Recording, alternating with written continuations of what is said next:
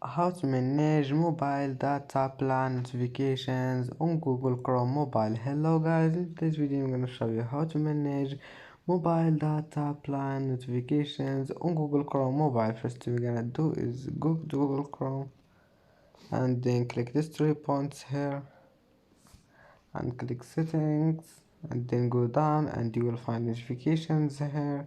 Click on it and then go down and you will find this category here, mobile data plan. If you want to turn everything off, just click here, and as you see, mobile data plan has been turned off. And if you want to turn it on again, just one click and you can change here anything you want and then just go back and it will be saved.